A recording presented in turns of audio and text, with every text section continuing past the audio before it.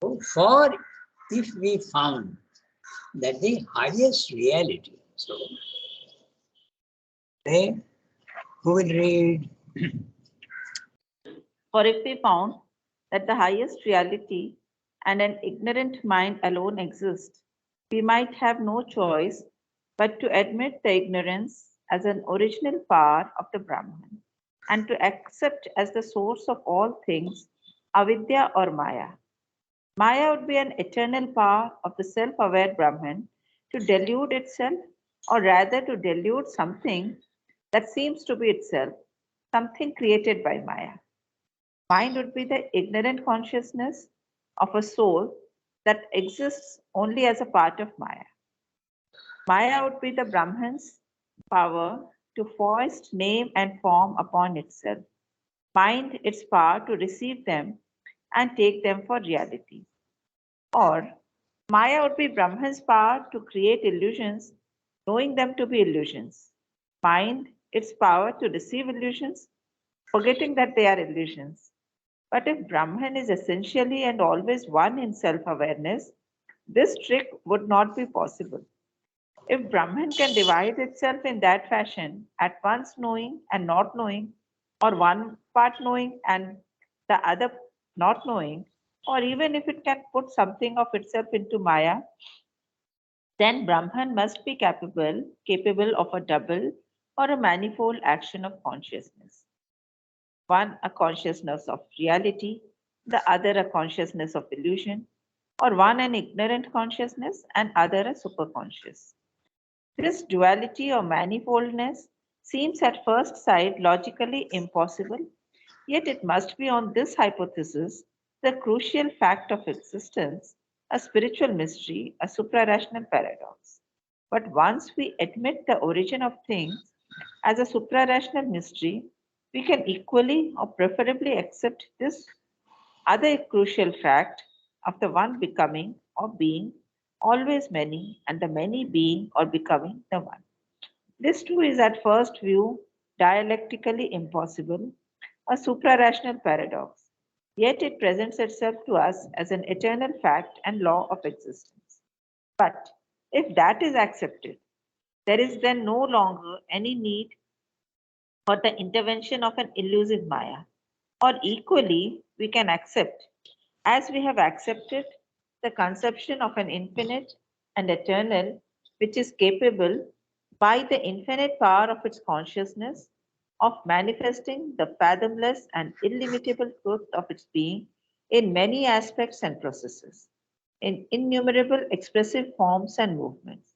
These aspects, processes, forms, movements could be regarded as real expressions, real consequences of its infinite reality.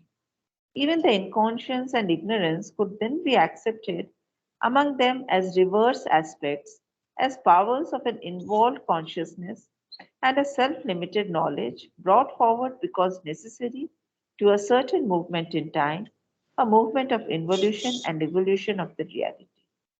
If suprarational in its basis, the total conception is not altogether a paradox. It only demands a change, an enlargement in our conceptions of the universe. Yeah, a very interesting paragraph as usual, Mr. Ramdo. And he is discussing the Mayavada theory. So we'll go back to the beginning, and he is saying that if we found, like the ascetics and the Buddhists are finding, that there are two realities, there is two things. One is a highest reality, okay, at the highest level, at the mountain summit, and there is an ignorant mind alone. These two things exist. At the highest level, total reality. At the lowest level, a mind, okay, which is ignorant. So this is what the Mayavadins also say, and they say that there is no connection between the two. So if I use the image as a mountain, it doesn't stand because the mountain is continuous and there is a connection between the highest and the lowest. The Mayavadins and the Buddhists are saying there is no connection at all.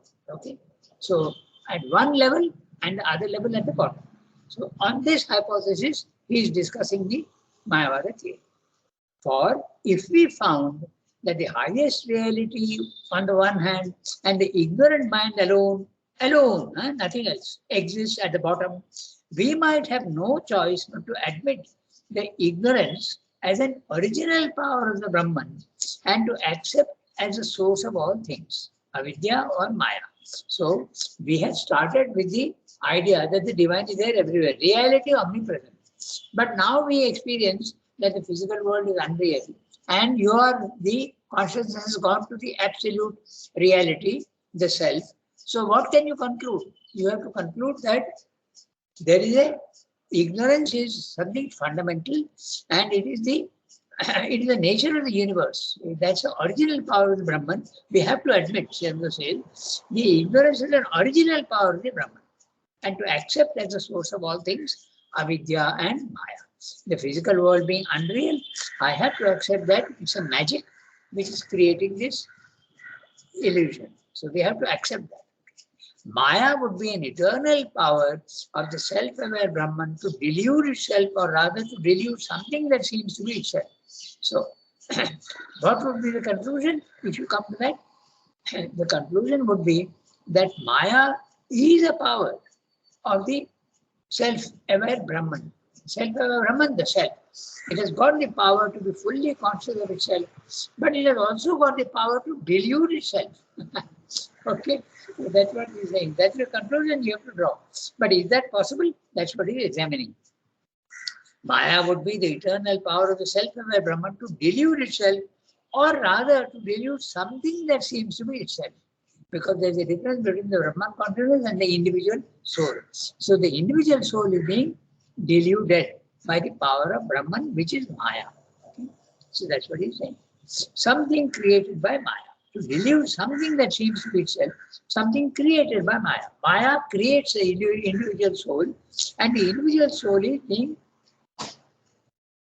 deluding. It has got the power of Brahman, in this case, is the power to fool itself. That's what he's saying. It has got the power to delude itself. I purposely want to go into the unreality. I want to see myself as the opposite. I want to see myself as the darkness. That's what you have to accept. Delude something that seems to delude itself, or rather delude something, the individual soul, to be itself. Something created by mind. Mind would be the ignorant consciousness of a soul that exists only as a part of Maya. So your mind would be something, is an ignorant consciousness of the soul that exists only as a part of Maya. Maya would be the Brahman's power to foist name and form upon itself. So to foist, the word means to forcibly impose something on somebody. Okay. I remember one very funny incident, okay, in a Satyajit Ray film, okay. Yeah, there is a dinner going on, and because they did not have potatoes, they used what is it called? What is it? Kochi or kuchi, what is it? The one that is slightly slimy and looks like potato only. What is it called?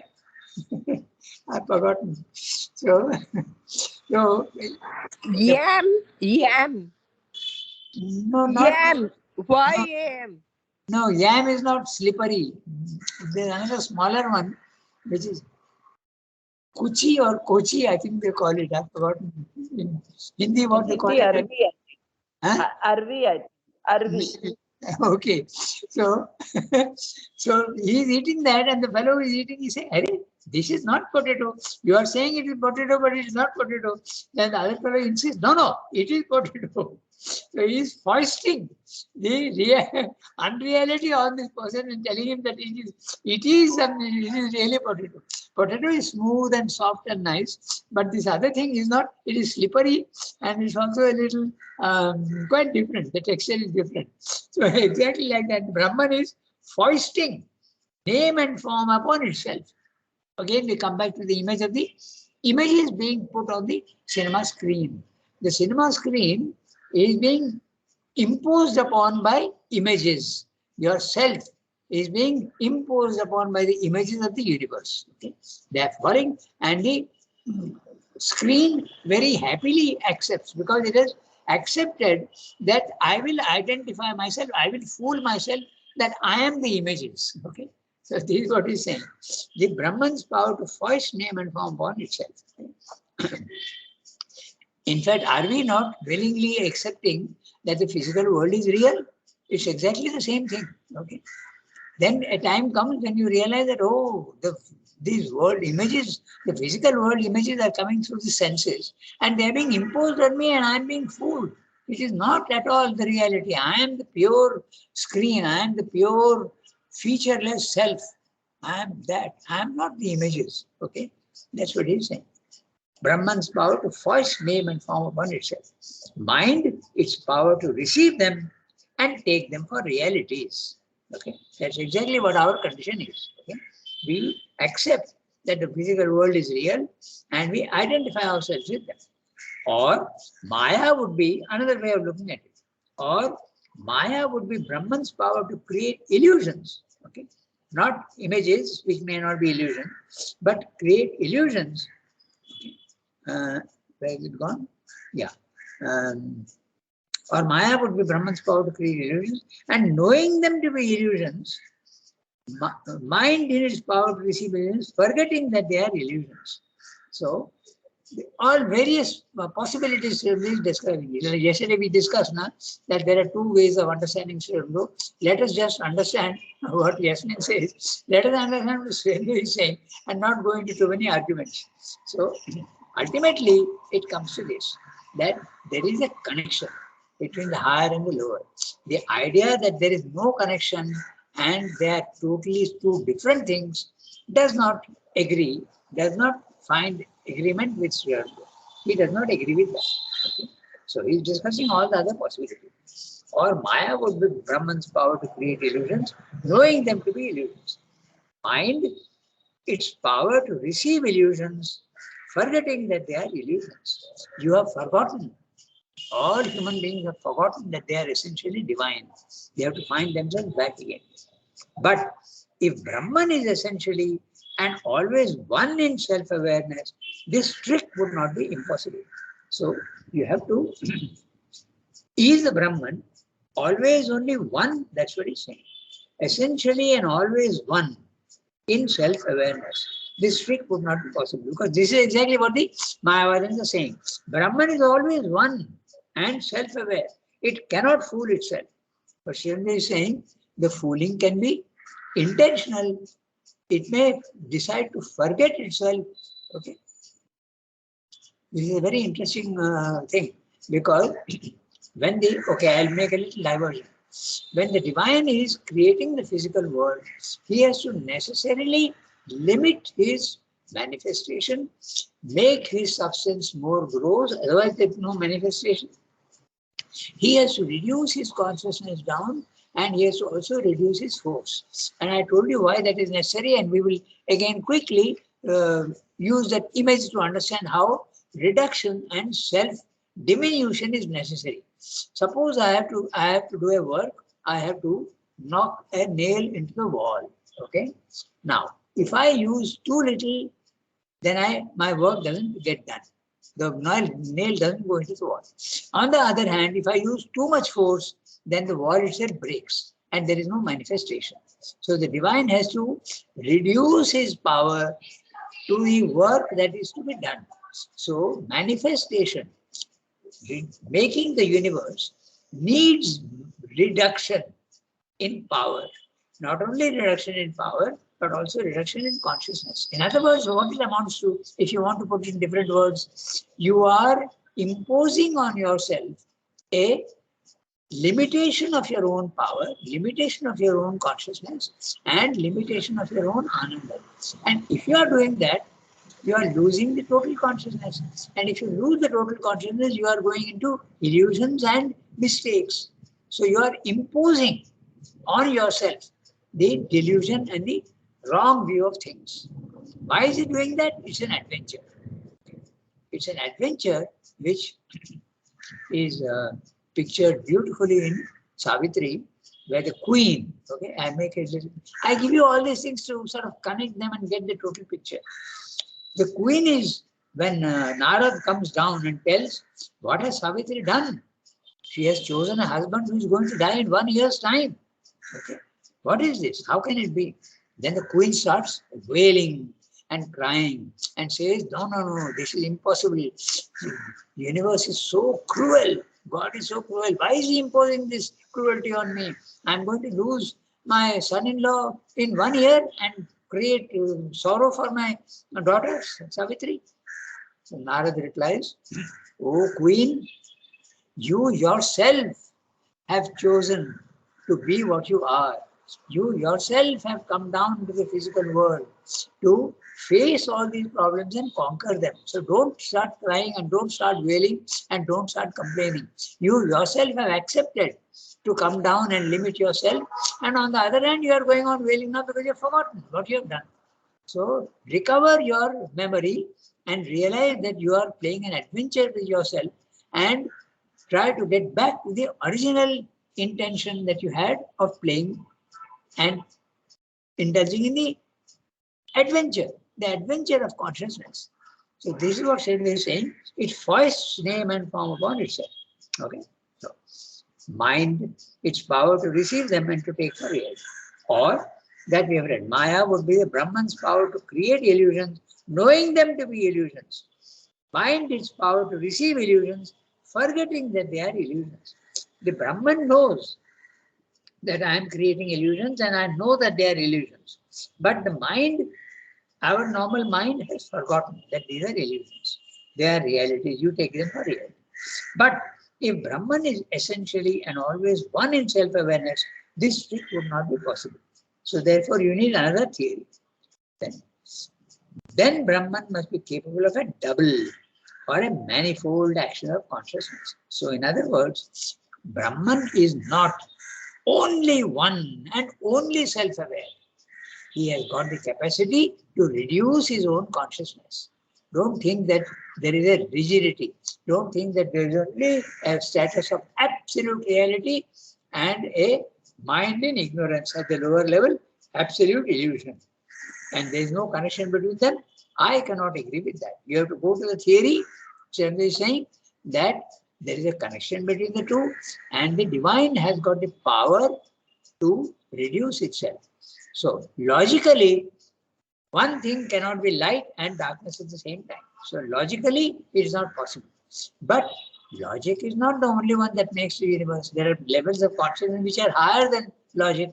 So therefore, you have to accept that there are realities which are beyond logic and mind knowledge. That's what he's saying. Okay, we read this. This duality or manifoldness, the divine is capable of reducing his own power and even making it absolutely the opposite of himself. The manifoldness seems to at first sight logically impossible. Yet, it must be on this hypothesis the crucial fact of existence, a spiritual mystery, a supra-rational paradox. It is supra-rational. It's a mystery at the rational level, but at the supra-rational level, it is not something ununderstandable. You can understand it. If you suspend your rigidity of your logic, then you can understand. But once we admit the origin of things as a supra-rational mystery, we can equally or preferably accept this other crucial fact of the one becoming or being always many and the many being or becoming one. In other words, the individual can become the universal and the absolute transcendent, and the transcendent also has the power to become universal as well as individual. We have to admit this. Okay. Then everything becomes not at all a paradox, but very, very understandable. That's what he's saying. We can equally preferably accept this other crucial fact of the one becoming the many. In other words, if the one is capable of becoming the many, there's a connection between the two. There's a gradation between the two. So you have to accept that. We started with the idea that there is no connection between the two, remember. Okay? But once we admit the origin of things as a supra-rational mystery, we can equally or preferably accept this other crucial fact of the one becoming or being always many and the many being or becoming the one. There is a connection between one and the many, the being and the becoming, the static condition and the dynamic condition. Movement and non-movement are connected. That's what it is. Okay?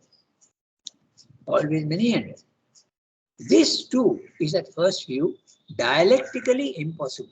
So dialectics, as I've told you, is the operation of logic which says that I will examine statement 1, I will examine statement 2, which is the opposite, and I'll try and find a solution between them. That's a dialectical method. It's the analytical method of the ignorant mind. Okay? It's not synthetic. The mind is not synthetic. It is dialectical. It is analytic. It divides to understand. But the Supreme unifies to understand things. It's the opposite movement. Okay? Many being one, becoming one. Okay. So, a supra-rational paradox, yet it presents itself to us as an eternal fact and a law of existence. It may be illogical, but that is the reality. You have to accept. But if that is accepted, then there is no longer any need of an intervention of an elusive Maya. So if you accept that there is a connection between the two and the divine has the power to reduce itself, all this business of Maya, Phaya and all that, illusion and all that disappears. That's what says this. Or equally, we can accept as we have accepted. That means as I have accepted, okay, the conception of an infinite and eternal, which is capable by the infinite power of its consciousness of manifesting the fathomless and illimitable truth of its being in many aspects and processes. The one can become the many. It has the power to do that. In fact, we see that in the physical world.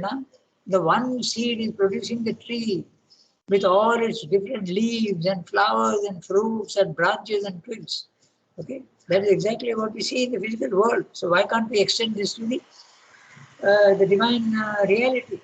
Okay, that's what he's saying. Innumerable expressive forms and movements. These aspects, processes, forms and movements, this is what the world is made of. There are aspects, there are processes, different processes, physical process, there is vital process, there are mental processes, and there are also forms, physical, vital forms, and mental forms also. Movements also are all the three. There's a physical movement, there's a vital movement, and there's also a mental movement. Could be regarded as real expressions, real consequences of this infinite reality. Even the inconscience and ignorance could then be accepted among them as reverse aspects. Reverse aspects. Light and darkness are reverse, but they are both real. And light has the capacity to reduce itself to darkness, and darkness has the capacity to become light. That's what he's saying. Okay? As powers of an involved consciousness and a self-limited knowledge brought forward because necessary to a certain movement in time. We'll discuss what is this necessary movement in time. Okay? Because he's not saying movement of involution and evolution of the reality. So, what is necessary? Why is it necessary? Okay, that's what he said. I'll finish this para and then we come back to it. The movement of involution and evolution is real. It's supra-rational. If supra-rational in its basis, this total conception is not altogether a paradox. It only demands a change, an enlargement of our conceptions of the infinite. Don't think that the infinite is bound to be infinite always. It has no capacity to limit itself. That's what the Mayavadins and Buddhists are saying. But Shivji is saying, no, this infinite is so flexible that it can limit itself and make itself the finite. That's what it is. You have to accept that as a premise. So now, he's saying that why should that one become the many? Why should the one become the many? Why should the static condition become the physical world? He's saying it's a necessary to a certain movement in time. So what is this necessary certain movement in time? Evolution. Evolution.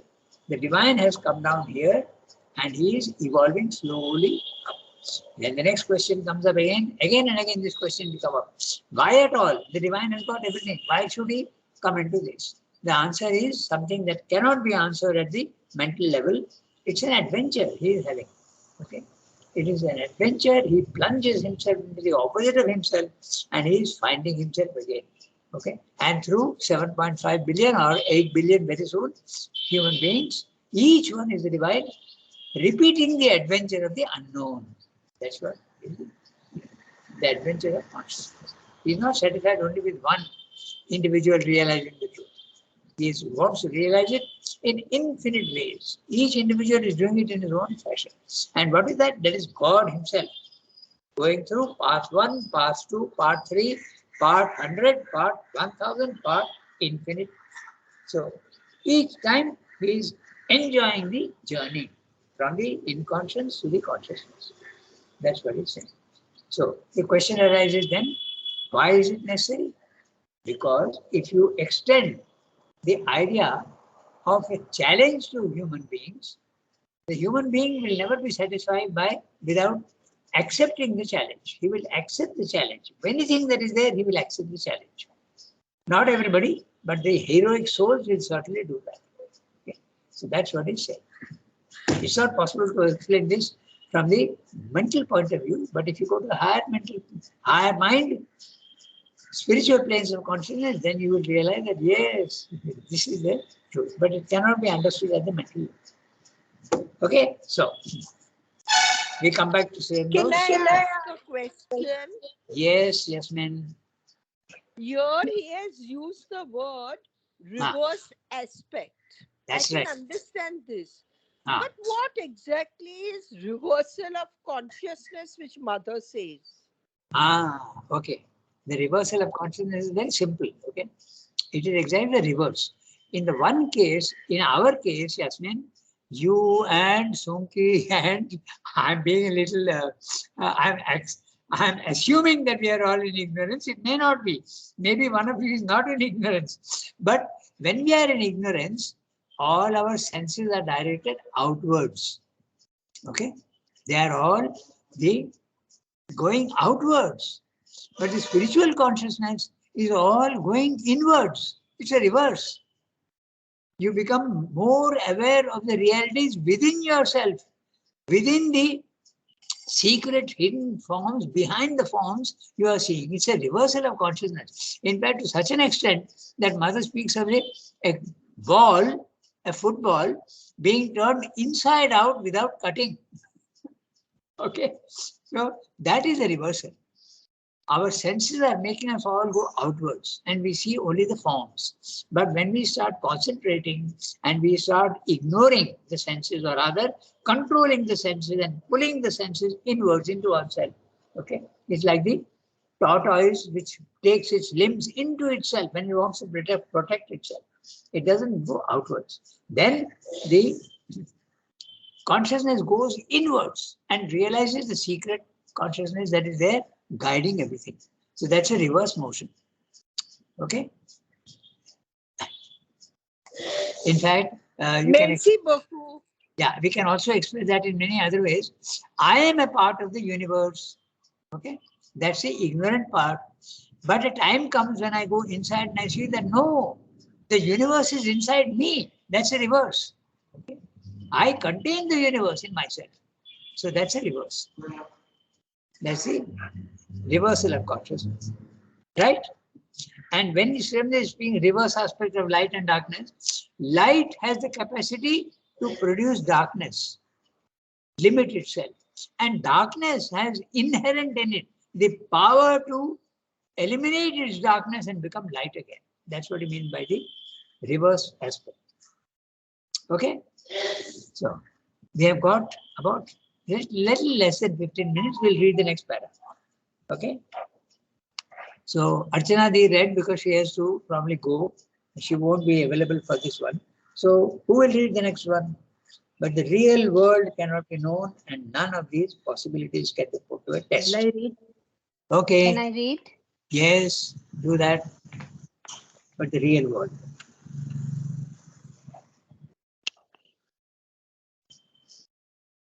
Yes, Gitanjali Di, you read. Okay. She's doing that. But the real world cannot be known, and none of these possibilities can be put to the test if we consider mind alone or only mind's power for ignorance. Mind has a power also for truth. It opens its thought chamber to Vidya as well as to Avidya.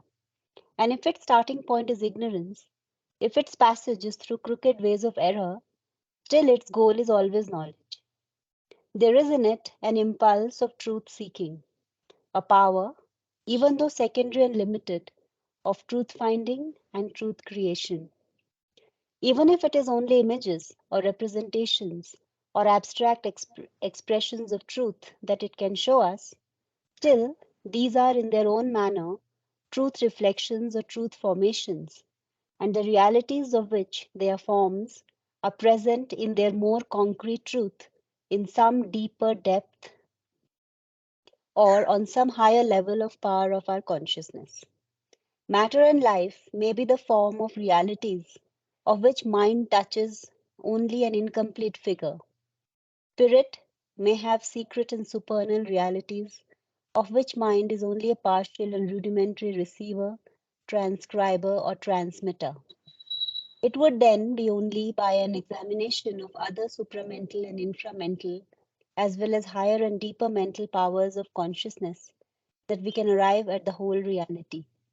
And in the end, all depends on the truth of the supreme consciousness or the superconscience that belongs to the highest reality and the relation to it of mind, supermind, inframind, and the inconscience. Not a very big para, quite a small para. I think we can finish it. Okay, so, but the real world, so he's saying that there is a connection, but at our level, can we know the truth? It's a supposition that he is saying. It's a supposition, but can we know this truth that this possibility that I am telling you about? The Mayavadan experiences the difference between spirit and matter and makes a statement. But is that the only statement possible? Is it not possible that there are other statements also that can be made with equal force? That's what he's saying. So he's saying, but the real world cannot be known and none of these possibilities can be put to the test. Remember, just as in science, also in spirituality, everything has to be tested and accepted. It is so scientific. Okay, it's not irrational superstitions. It is absolutely convince yourself by experiencing it yourself. Don't accept anything without testing it. That's what he's saying. It is so logical. And none of these possibilities can be put to the test if we consider mind alone or only mind's power for ignorance. Because is mind the only instrument to know reality? That is what the Mayavadins are saying. No, but Sri Aurobindo says no. We can.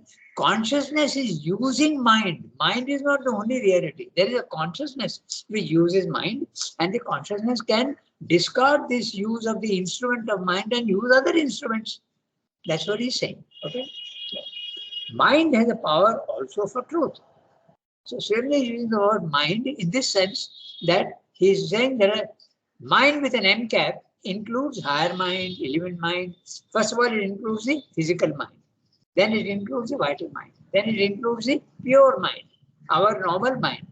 Then the second level of the spiritual planes, higher mind, element mind, intuitive mind.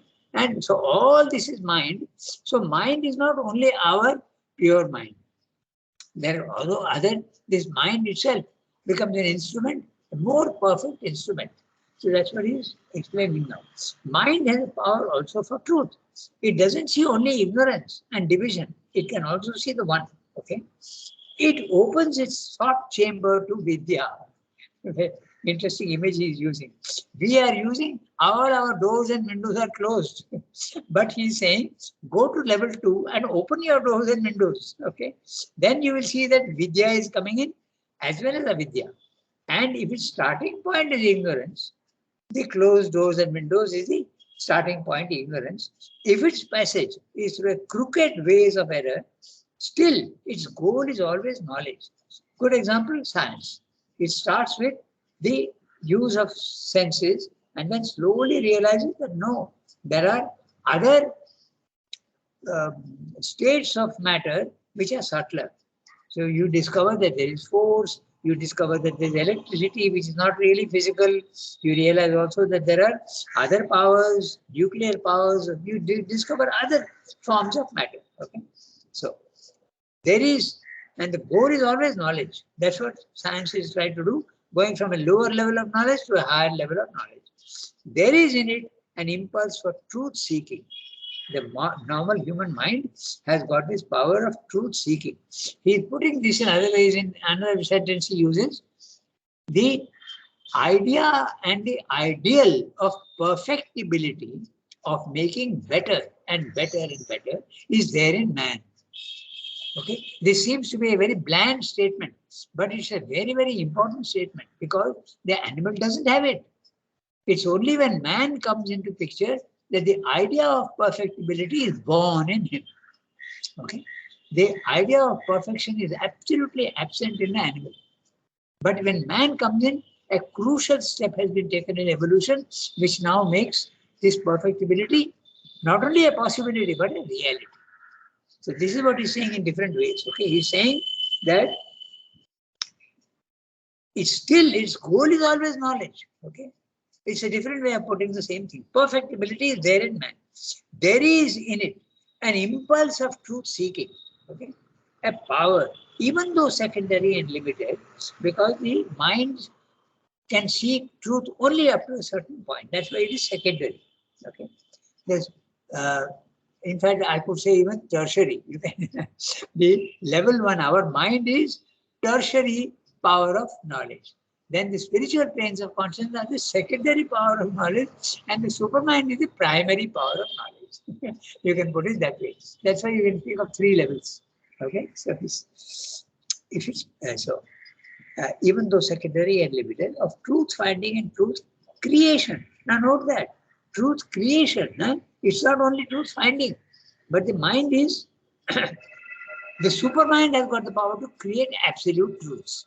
The overmind has got the power to create slightly lesser truths, more limited truths, but they're truths. Our mind also has got the power to create. Okay, the mind of man has created the mobile, he has created the train, the car, the aeroplane. So it has got a power of creation, but it is secondary power of creation. We are not creating something fundamental. We are using materials which already exist and we are creating a combination from them. Okay. So the mind is a power of creation. Okay. It's that's very clearly. Okay. Even if it only be images and representations or abstract expressions of truth that it can show us, still these are in their own manner truth reflections or truth formations. The realities of which they are forms are present in their more concrete truth in some deeper depth or some higher level of power of our consciousness. So what you are seeing here is the final product, but the final product was planned much earlier. The archetype, the blueprint of everything in the physical world is there in the higher level of consciousness. First of all creation follows a certain sequence. Now, first of all, there is a planning. There is a blueprint that is made. And then it becomes a reality in the physical world. No creation is haphazard and without planning. So, all the things that you see in the physical world, their blueprints or their archetypes are in the supermind. It is there in seed form and then they become realities. Okay? That's what he's saying.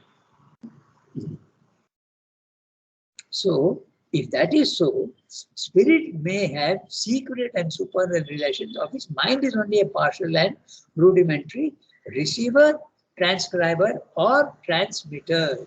So, mind is only a partial and rudimentary receiver. Rudimentary, very, very fundamental. It can only receive. It can only reflect the truth. That's why the second level, the spiritual planes of consciousness are only reflecting the truth. They don't acquire the truth. They only receive the images. Transcriber or transmitter. It also transmits. All these 3, receiving, transcribing, and transmitter, are on the second level. In the third level, the supermind, they are the creator itself. There is no receiving, there is only giving at the third level. Okay. And transcribe. So it is interpreting, transcribing, or transmitting. It transmits it even below. Okay. So very interesting words he is using. Think about it. Rudimentary, receiver, transcriber, and transmitter. So receiving and transcribing. First of all, it receives. The spiritual planes of consciousness receive the truth. Okay. you start seeing. But what you're receiving is only a reflection, not the reality. Then you transcribe it. You give it a mental form and you transmit that to the lower level, level 1. You transmit it. So it has got distorted. By the time it comes down to the third level, it is distorted. But yet it is still knowledge only, but distorted knowledge. It would then be only by an examination of other supramental and inframental as well as higher and deeper mental powers of consciousness that we can arrive at the whole reality. So we have to examine the entire range of consciousness from superconsciousness to inconscience. Simply examining at one level will never give you the truth. And so science will never find the absolute truth unless it gets rid of its limitations. The spiritual planes of consciousness also will never get the ultimate truth unless it goes even higher up. That's what it's saying. Okay, just like the Isha Upanishad. Okay, it says that man who goes to the spiritual level of consciousness and sees the one and denies the many, okay, even he is in a greater ignorance. The Isha Upanishad goes so far as to say that it is a greater ignorance than the normal level 1. Okay, you go to the third level, then you see the reality. You must see both light and darkness, the one and the many. So it would then be only by an examination of other supramental and inframental, go above the mind, but also go below the mind, go to the inconscient, as well as the higher and deeper mental powers of consciousness, that we can arrive at the whole reality. Simply by stationing yourself in only one plane, whether it be pure mind or higher mind or even element mind, you will never know the full truth. You have to examine the whole from the highest to the lowest. That's what he's saying. And in the end, all depends on the truth of the supreme consciousness or the superconscious that belongs to the highest reality and the relation to it of mind, supermind, inframind, and inconscious. So, very interesting what he's saying. Mind is our normal level, okay? Or it can include also the level 2. Because mind is also higher mind, element mind also is this second level. That also is mind, it is an MCAP. Supermind, inframind. So which is the inframind? The animal. And even below the animal, inconscience. So you have to examine consciousness and see what it is from the highest to the lowest. Then only you will come to know the truth. And all this nonsense about illusion and all that will disappear. That's what he's saying. Okay. So Jasmine wanted only serve those you, and we tried to do that today. So there is, in other words, to put it very plainly, there is no division, there is no fundamental gulf, there is no chasm between the supreme and the physical world. There is a connection, and the supreme has the power to limit itself and become the physical world, and the physical world has got the power to become the supreme. And that's what's happening in evolution, slowly. Why slowly? Because if the solution is very, very fast, the game will end. But the game has to be dragged out to infinity. So it's a slow evolution. Okay? That's it. So we stop today. Merci beaucoup.